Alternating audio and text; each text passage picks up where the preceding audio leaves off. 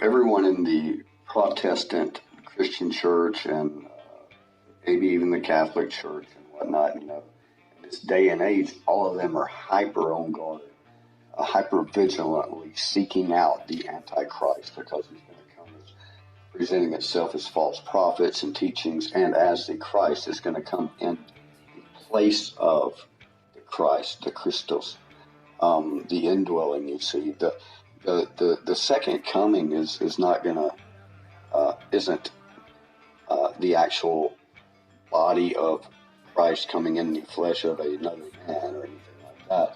It's going to be the indwelling of that gnosis, that transformation, transmutation of the base metals into gold. So, but everyone's looking, oh, it's the Antichrist. This is the Antichrist. Obama's the Antichrist. Everybody's the Antichrist. Well, everyone's looking forward for an event that's already happened a long time ago, a couple of thousand years. Anyway, this last time, you see, Helen, who is Constantine's mother, who was the emperor of Byzantium, Constantinople, Mesopotamia, that region, you see.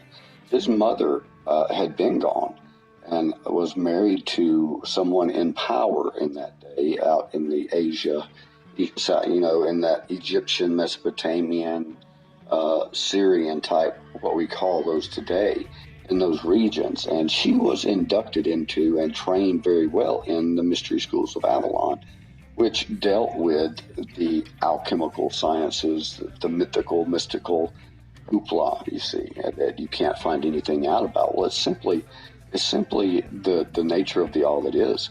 And so she devised a plan and was very scorned. But when Constantine developed the papacy and they began the Crusades, spreading the ghost spell, the gospel, ghost spell, okay, that was the witches that seized the power. These types of thought patterns and stuff were the Christians that were incarcerated were not the good guys. There's the same ones that are in your churches today in the higher, echelons.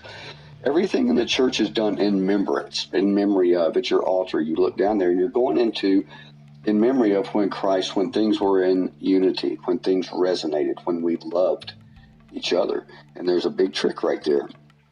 When you go, you remember and you exalt and you kneel before that cross on the wall where you're exalting and worshiping through the Babel the death and murder and humiliation of the way, the truth, and the light, you see. The Sanhedrin were the Hebrew Jews that concocted this symphony of destruction regarding that story. The truth will never be told in the mainstream religions about it because that's part of their spell. There's 66 books in the Bible, in the Babel, and it's half true. It's incomplete at best. And then when you multiply the inconsistencies and the translations, and when you stop and think about the Wycliffe Bible and those men sitting back arguing, well, it means this. Well, go ahead, you know it. It's no good. So, but you have people that war over it, you see, and swear up and down that their branch of Christianity, of the Protestantism or the Methodist or Protestant or whatever you may be, Lutheran, it doesn't matter. You're still separating yourself away from what is supposed to be. So you're wrong. If you stand against anything, you're wrong. That's one thing to keep in mind, because the journey of the soul deals not with what you think it deals with. It's part of the spell they placed on you. But Constantine and the Crusades were to murder off the people that knew, the Magi's, the true workers of the divine way, the seers, if you will, those that had an interconnectivity, whose hearts were pure. They murdered them off, the Druids, anyway. And they did it in front of people. They hung them on crosses, burned them at the stake. They tortured these people in front of the other people, so instilling fear. This is a new way. These are evil. Look at what happens to these people when they do what they do.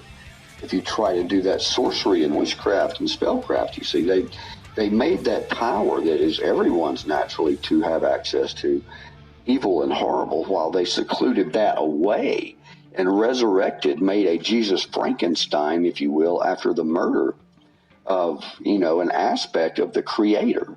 All that is, sent down. It's like, hey, something's up. So he sends down a part of itself, he, she, or it, to check it out. And, well, what do? We bring it in, we listen to it. It has its gnosis that occurs, and the Christ emerges, a man of knowledge, and much, much more. And what do? They make him to be a bum, a liar, a fool. They hang him in front of all the people, along with what? 2 criminals. Why would they hang Christ with criminals? Those criminals were the people that had to go under the edge. They were the alchemists that were trying to keep the secret sources alive. And because of their very nature of what was transpiring with the murdering of the truth through the Crusades and the good news and the ghost spelling that went on in the name of God, J.R.R. Tolkien sums it up perfectly. He says, thieves planting flags and murderers carrying crosses. There's your state and your church, period. And so, that man knew something, obviously. But they and then anytime it rises up again, they kill it off. If you don't believe me, anyway, that's it. Have a good day.